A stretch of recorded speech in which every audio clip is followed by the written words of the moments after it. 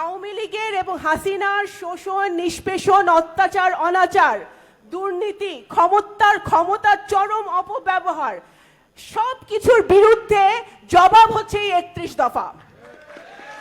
এবং আপনি যদি রাষ্ট্র কাঠামো সংস্কার থেকে, সংবিধান সংস্কার থেকে শুরু করে প্রত্যেকটি সেক্টরের সংস্কারগুলো যেগুলো 31 দফাতে উল্লেখ করা আছে, যেটা ভিশন 2030 উপর বেস করে করা হয়েছে, সেগুলো যদি আমরা পড়ি, আমাদের কাছে মনে হবে যে এটি একটি মানবিক রাষ্ট্র গঠনের, একটি স্বচ্ছ রাষ্ট্র গঠনের এবং একটি জবাবদিহিমূলক রাষ্ট্র গঠনের একটি বুকলেট হচ্ছে এই 31 দফা।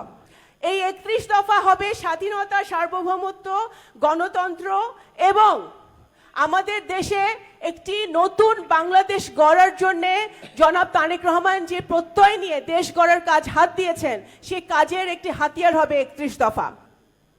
এই কর্মশালা থেকে আমরা যে এটা শিখলাম, সেটা জেলা, উপজেলা, ওয়ার্ড, ইউনিয়ন পর্যায়ে আমাদেরকে নিয়ে যেতে হবে।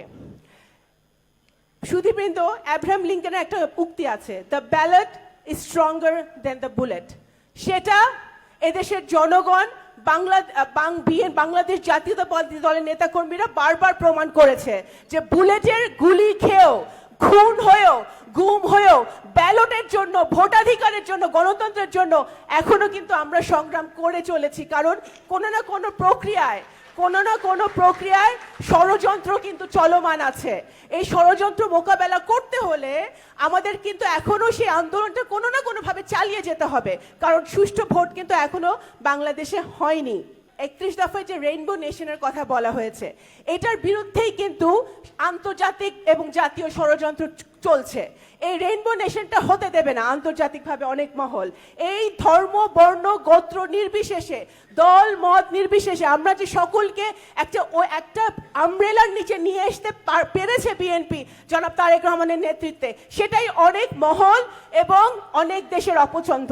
সেই ষড়যন্ত্রটাই কিন্তু চলমান আছে। সুতরাং এই 16 নম্বর পয়েন্টটাতে আমাদের তৃণমূল পর্যায় পর্যন্ত আমলে নিতে হবে।